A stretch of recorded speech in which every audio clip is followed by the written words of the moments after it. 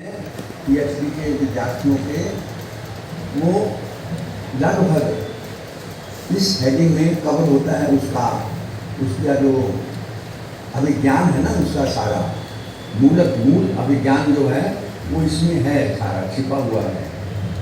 तो मैंने इसमें हेडिंग लिखा हुआ है ध्वनि गुणी भूतता एवं वांग्मय में काव्य रूपता।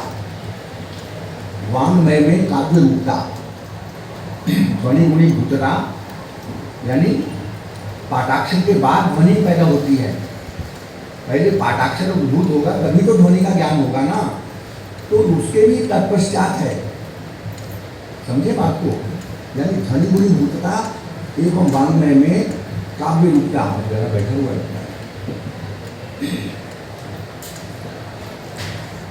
कुछ करना है? अच्छा चलिए,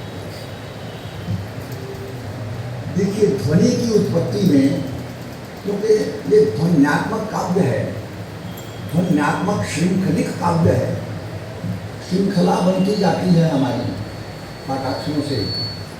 तो ध्वनि से उत्पन्न ये काव्य है, ये काव्य की श्रेणी में आती है विद्या, जितनी ताल विद्या की है।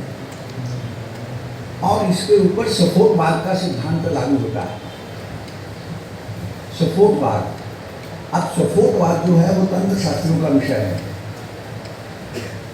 जो जैसे कल मैंने कहा कि आवाज़ पैदा कैसे होती है ना, वो कल मैंने शुरू कहा था, आत्मा बुद्धिया स्मृत्याधान मनोयुक्त विवक्षया। आत्मा बुद्धिया स्मृत्याधान, आत्मा बुद्धि से संपर्क करके उसको प्रेरित करती है। आत्मा बुद्धिया स्मृत्याधान मनोयुक्ते विवक्षया, और उसके बाद मन को शामिल करके उससे विवक्षा करती है, अपेक्षा करती है, इच्छा करती है। आत्मा बुद्धिया स्मृत्याधान मनोयुक्ते विवक्षया मन कायाग्नि माहंती सप्रेत मानतम। यानी जो शरीरस्थ अग्नि है हमारी, मन काय अग्नि माँ हस्ती सब, उससे वायु अग्नि को प्रेरित करके उसको जगाता है। अग्नि वायु को प्रेरित करके जगाती है कि जागो, अग्नि है ना। आत्मा बुद्धिया स्मृत्याधान मनोयुक्ते विवक्षया मन कायाग्नि माहंती सप्रेरिति मारुतम, मारुत को। तो उसके बाद जो है वो वक्ष स्थल से जो होता है वो गूंज पैदा होती है। तो जब गूंज पैदा होती है तब ध्वनि पैदा होती है। चार वाणियां हैं, परावाणी, पश्चंती वाणी, मध्यमा वाणी और वैखरी, जो हमारी वाकवाणी है, बोलने की, बोलचाल की भाषा। अब ये जो गूंज पैदा होती है आप इसमें लगाते हैं, मैंने कल कहा था कि प्रथम जो अब विशेष तत्व है वायु का, है ना, प्रकाशात्मक तत्व है, वो शिव तत्व है। उसके कारण ही ये ध्वनि, गूंज ध्वनि में परिवर्तित होती है। और जब ध्वनि में परिवर्तित होती है तो उसकी एक अवस्था होती है, ध्वनि स्थिर होती है। जब स्थिर होती है तो व्यंजनात्मकता कान धारण करते हैं, उसका व्यंजन स्वरूप उसको धारण करने की कोशिश करता है, यानी पहचान करने की कोशिश करता है ये क्या है। तो इतने एक क्षण के मात्र में, एक अनुमात्र के कितने हिस्से में वो ज्ञान पनपता है। ये आपका विषय बहुत विशाल है। यानी मैं ये बता रहा हूँ कि तबला बोलता क्यों है, ठीक है कि नहीं। अच्छा, ध्वनि की उत्पत्ति में सफोटवाद का सिद्धांत लागू होता है। तबला पखावज के वादन में जो ध्वनि उपयोग में आती है, उपयोग कहा है, उपयोग में आती है, उसमें स्थैर्य अपेक्षित है। मैंने कहा ना स्थिरता आएगी, तो स्थैर्य की पहली जरूरत स्थैर्य की है, स्थैर्य अपेक्षित है। ये हमने कसा हुआ है, ये चमड़ा कसा हुआ है, आवरण उसका कसा हुआ है, तो कसा हुआ त्वचा खाल पर आघात करने से उसमें कंपन का गुण उत्पन्न होता है, एक कंपन होता है, वो वायु को कमाते हैं। और फिर ये जो स्याही लगी है, क्योंकि ये चर्म रूप है, ये जो प्रकाशात्मक तत्व है ये चर्म रूप में कहा है। शिव तत्व जो है ये चर्म रूप में है, अर्थात ये चर्म में भी विहार करेगा।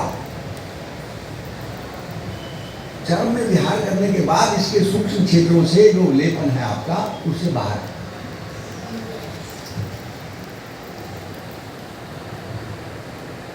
वो जो चर्म विमर्श तत्व जो है वो ह है, ह वायु का विमर्श तत्व ह है। आप एक कुएं में 3 आदमी खड़े हो जाओ, एक बोलेगा ता या ट, एक बोलेगा ग, एक बोलेगा घ, और चौथा सुनने आएगा वो बोलेगा ढ। मेरे को तो ढ सुनाई दिया है। इसीलिए ध वर्ण आपका नहीं है। 10-11 वर्णों में ध सम्मिलित नहीं है, बाकी तो है, ध नहीं है, क्योंकि ध संयुक्त है। इसकी संयुक्तता के कारण इसकी उत्पत्ति होती है। विषय अजीब है ना, कोई बोल तो नहीं हो रहा ना।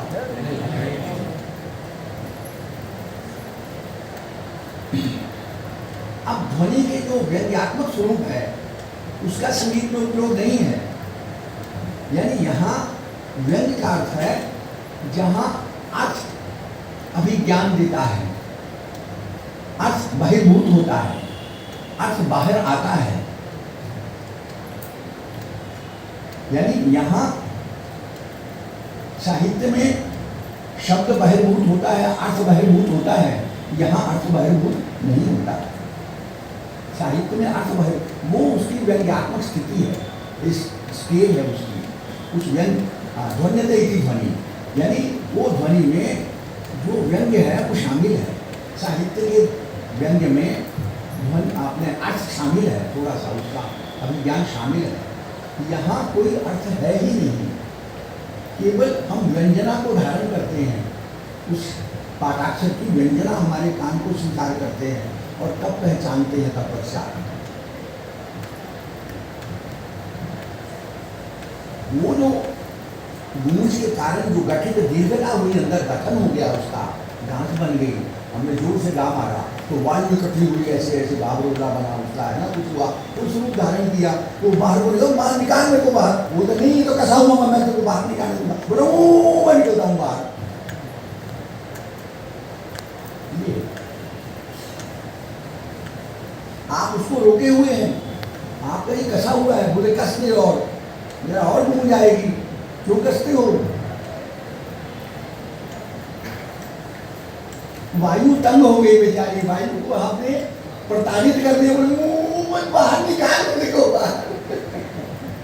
तो वो बाहर जिस रूप में निकलती है वो नाद ध्वनि, नाद में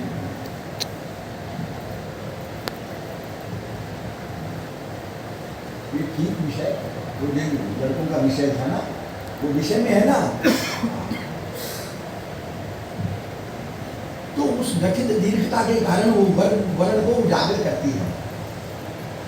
यानी एक वायु डोरी है, वायु डोरी, वायु का वेग पैदा होता है, वायु की डोरी होती है, किसी मार्ग से कहाँ से निकलेगा, यही उसका क्षेत्र है, यहाँ स्याही आपने लगाई है, इसी क्षेत्र से वो निकलेगी, क्योंकि ये घूम के सेंट्रलाइज होती है वायु, ऐसे बारीक डोरी बनती है बाद में। इसी तरह हमारी डोरी बनती है, वायु डोरी। वायु डोरी को हमारी जिह्वा बांट देती है, इधर हमारी उंगलियां ही जिह्वा है, इसको बांट देती है। कल मैंने बताया था ऊँचा करके ये कारण में। अच्छा, गठित दीर्घता से वर्णों को उजागर करती है। अब सपोर्ट व्यंग्य प्रधान तो होता है, लेकिन अर्थ ना होने के कारण उसका हमें लाभ नहीं मिलता है। सपोर्ट तो हुआ, व्यंग्य प्रधान भी है कि कुछ ना कुछ निकालेगा बाहर, देखते हैं क्या निकलता है, और वहां तो शब्द बहिर्भूत होता है, इसलिए ज्ञान हो जाता है, क है ग है, और बोलता है तार, तो अरे तार, ये तार हो गया, अरे मुंह है ये, पंखा, अरे पंखा है, पता चल गया। यहाँ क्या पता चलेगा? ठीक क्या होता है? कुछ नहीं होता। लेकिन वो व्यंग्यहीन है अवश्य, लेकिन जब ये जुड़ता है तब आनंद का कारण है। तभी मैंने श्रृंखलित काव्य कहा, उसकी व्यंजकता प्रतीयमान रहती है। वो जो पैदा होता है प्रथम अक्षर बीन के बाद, जब हम उसको आघात करके इस ये जिह्वा रूपी उंगलियों से छेड़ते हैं अलग अलग विभिन्न स्थानों से, तब वो भिन्नता करता है। बोलता है मैं इतनी पावरफुल हूँ, बोले मैं तो कोई यहाँ से छेड़ा, बाकी वहाँ निकलता है, तो उसकी ध्वनि क्या है? अच्छा बोले मैं तो इतना दबा दिया, बोले दबा दिया तो मैं बंद ऐसे बंद तक बोलता है, क्योंकि हवा बीच में है। हाँ बनाता है उसकी ध्वनि को, जो प्रकाशात्मक तत्व है वायु का। वो इस तरह ये व्यंजन हमारे पैदा होते हैं। PhD वालों का यही है कि मूल पाठाक्षरों का उपयोग क्या है। अब उसके बाद जब इनके आगे चलता हूँ, देखता हूँ, अगर बचेगा तो फिर मूल वाले नहीं कहूँगा।